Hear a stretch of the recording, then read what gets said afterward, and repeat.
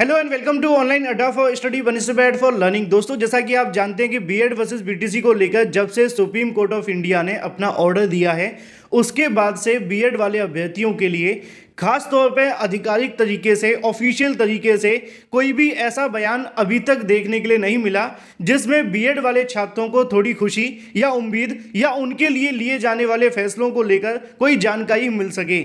लेकिन इसी बीच बीएड के पक्ष में एक नया बयान जारी किया जाता है जिसमें यहाँ पे बीएड के पक्ष में चेयरमैन के माध्यम से बयान दिया जाता है। अब वो क्या कहते हैं उसको लेकर थोड़ा आपको समझ लेना चाहिए। वो कहते हैं कि बीएड को प्राथमिक से बाहर करना संविधान के मौलिक अधिकारों का उल्लंघन है।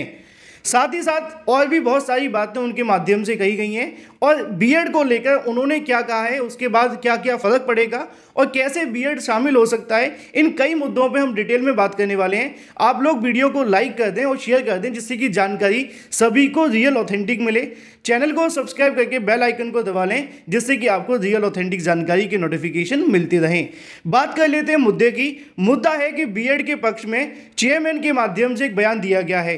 पहले हम उस बयान को देख लेते हैं और उसके बाद में इससे संबंधित रास्तों के बारे में भी बात कर लेंगे, क्योंकि बीएड को लेकर बहुत कम ऐसे बयान अभी तक देखने के लिए मिले जिसमें बीएड छात्रों को थोड़ा खुश या उम्मीद की किरण दिखाई दी हो। क्योंकि पहले एनसीटी के चेयरमैन के माध्यम से एक बयान दिया गया था जिसमें उन्होंने कहा था कि एक स्टेज पर जो एक अभ्यर्थी है वो 4 स्टेज पर नहीं पढ़ा सकता।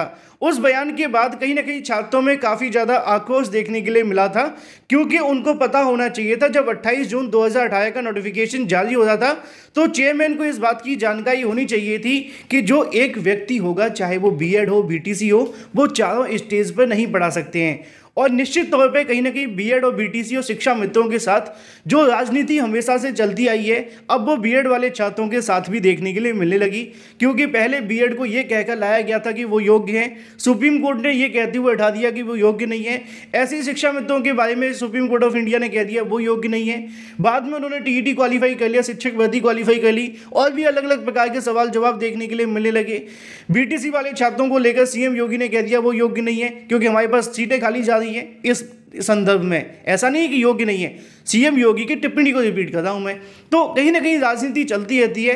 अब ये राजनीति का जो कहीं ना कहीं चक्र है वो बीएड के ऊपर आ चुका है। लेकिन वापस आ जाते हैं मुद्दे की तरफ। मुद्दा है बीएड के पक्ष में चेयरमैन के माध्यम से दिया गया बयान। सुनते हैं वो क्या कहते हैं। अब बयान में क्या लिखा है, right to life is a fundamental right. जो जीवन का अधिकार है वो एक मौलिक अधिकार है। If a competent authority prescribe a roadmap to earn livelihood and later on that road was suddenly closed, यानी कि वो कहते हैं कि जो जीवन का अधिकार है एक मौलिक अधिकार है। यदि एक सक्षम प्राधिकारी के द्वारा आजीविका कमाने के लिए एक रोड मैप निर्धारित किया जाता है और बाद में वह सड़क अचानक से बंद कर दी जाती है, ठीक है, how will those will live with dignity who are stand on the road? There must be some evacuation plan and passage should be allowed to them। साथ में वो आगे कहते हैं कि अगर वो सड़क अचानक से बंद कर दी जाए तो उस सड़क पर फंसे हुए लोगों को सम्मान के साथ कैसे रहेंगे और उनके लिए कोई ना कोई निकासी की योजना होनी चाहिए जिससे कि उन्हें आगे कहीं ना कहीं बढ़ने की जो अनुमति या फिर जो चीज़ें यहाँ से क्लियर हो सकें। अब निश्चित तौर पे इसको लेकर उनके माध्यम से दिया गया बयान इस बात को दर्शाता है कि जो बीएड वाले अभ्यर्थियों के साथ में इस समय जो हो रहा है या जो हो चुका है सुप्रीम कोर्ट ऑफ इंडिया के ऑर्डर के बाद से, अब इसके बीच में जो अभ्यर्थी लगातार बीएड कर रहे थे, जिन्होंने बीएड कर लिया है और जो बीएड करने वाले हैं, उनके लिए कोई ना कोई ऐसा प्लान होना चाहिए। क्योंकि जब बीएड को सम्मिलित किया गया था तो आप जानते हैं उस समय पे हजारों अभ्यर्थी डीएलएड छोड़कर बीएड की तरफ आ गए थे। क्योंकि पहले क्या था कि पहले प्राइमरी के अंदर सिर्फ डीएलएड होता था और खास तौर पर ज़्यादातर जिनको डीएलएड करना है वही जाते थे। अब डीएलएड करने के लिए ज़्यादातर अभ्यर्थी जाते नहीं थे क्योंकि उनकी परसेंटेज कम होती थी, सीधी बात। बाद में क्या हुआ कि जब बीएड के बाद अभ्यर्थी प्राइमरी में आने लगे तो बीएड वाले अभ्यर्थी सभी बीएड की तरफ आ गए कि उनको बेनिफिट मिला कि चलो डीएलएड में जाने के लिए मेरिट के आधार पर एडमिशन होता है, लेकिन बीएड में ऐसा नहीं था। तो बीएड वाले अभ्यर्थी दूसरे तरीके से बीएड में शामिल होकर शिक्षक बनने का एक सपना देखने लगे। अब अचानक से 11 अगस्त 2023 को सुप्रीम कोर्ट ऑफ इंडिया अपना ऑर्डर देती है जिसमें बीएड वाले छात्रों को प्राइमरी शिक्षक भर्ती से बाहर कर देती है। अब इस बयान को लेकर आपकी राय क्या है वो तो आप कमेंट में बता देंगे और ये बयान किसी छोटी मोटे नहीं, पूर्व आईएएस बीपीएससी के चेयरमैन उनके माध्यम से दिया गया है, जो कहते हैं कि जीवन का अधिकार एक मौलिक अधिकार है। यदि एक सक्षम अधिकारी ने आजीविका कमाने के लिए कोई रोड मैप तैयार किया था, निर्धारित किया था, बाद में उस सड़क को अचानक से बंद कर दिया जाए तो उस सड़क पर फंसे हुए लोग सम्मान के साथ कैसे रहेंगे? और उनके लिए निकासी का कोई तो योजना होनी चाहिए जिससे कि उन्हें मार्ग की अनुमति दी जानी चाहिए।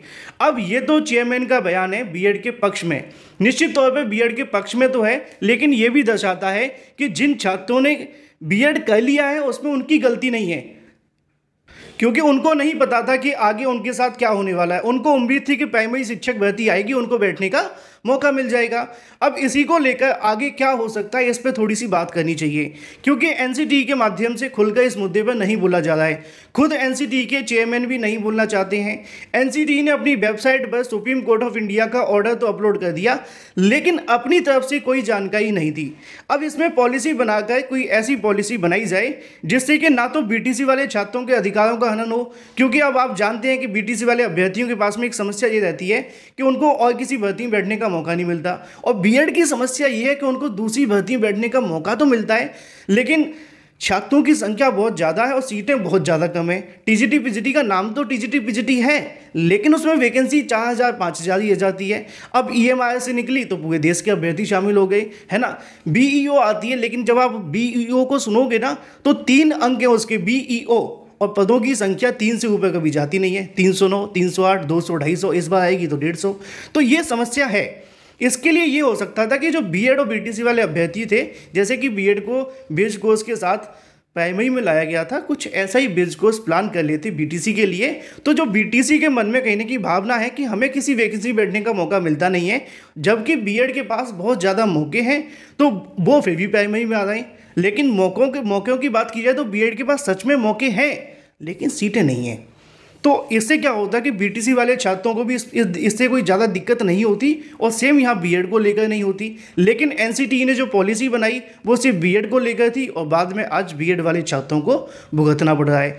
अब इसको लेकर एनसीटीई एक नई पॉलिसी बनाकर या फिर केंद्र सरकार एमएचआरडी मिलकर इस मुद्दे पर विचार करे और एक कोई ऐसी पॉलिसी बनाए जिससे कि जो बीएड वर्सेस बीटीसी का विवाद है हमेशा के लिए खत्म हो जाए, जिससे कि छात्र कॉन्सेंट्रेट होकर भर्ती के लिए लड़ें, ना कि आपस में लड़ें। क्योंकि जब हम आपस में लड़ते हैं तो निश्चित तौर पे इससे फ़ायदा सरकार को होता है, चाहे आप हिंदू मुस्लिम पे लड़ लो या बीएड बीटीसी पे, सेम प्रोसेस इसके अंदर है। तो फिलहाल चेयरमैन के माध्यम से बीपीएससी के उनका कहना ये है कि अब जो हो चुका है उस पर ना जाते हुए इस मुद्दे की तरफ सोचा जाए कि सुप्रीम कोर्ट ऑफ इंडिया ने जो ऑर्डर दिया है उसके बाद जो वर्तमान में बीएड अभ्यर्थी फंसे हुए हैं उनके लिए कोई ऐसी पॉलिसी बना दी जाए जिससे कि जो बीएड करके फंस गए हैं इस उम्मीद में कि प्राइमरी में उनको नौकरी मिलेगी, तो उनके लिए कोई ऐसा प्लान बन जाता कि जिससे कि वो प्राइमरी शिक्षक भर्ती को लेकर जो सपना देखे थे वो भी पूरा हो जाता और बीटीसी वाले छात्रों को भी कोई आपत्ति ना हो। तो सरकार चाहे तो कुछ भी कर सकती है, कोई भी एक ऐसी पॉलिसी ला सकती है, जैसा कि मैंने आपको स्टार्टिंग में कहा कि बीटीसी को भी अगर वो चाहें तो अपर प्राइमरी के लिए भेज दें, जैसे कि टीजीटी पीजीटी की बात कर रहा हूँ, अपर प्राइमरी पहले से वैलिड है ना। तो इससे क्या होगा कि जो बीटीसी वाले अभ्यर्थियों के अंदर समस्या है कि उनको दूसरी भर्ती में बैठने का मौका नहीं मिलता, वो भी खत्म हो जाएगा, और जो बीएड को लेकर विवाद है वो भी समाप्त हो जाएगा। बाकी आपकी राय क्या है वो आप कमेंट करके बता सकते हैं। मैंने बस वही जानकारी दी है जो चेयरमैन के आधार पर थी, और एक नई पॉलिसी को लेकर जो कि केंद्र सरकार एनसीटीई मिलकर बना सकती हैं। वीडियो पसंद आए तो वीडियो को लाइक और शेयर कर देना। इसी प्रकार की ऑथेंटिक जानकारी के लिए चैनल को भी सब्सक्राइब कर लेना। मैं मिलता हूँ आपसे अगले वीडियो में। Till then take care, tata bye bye, thank you for watching this video.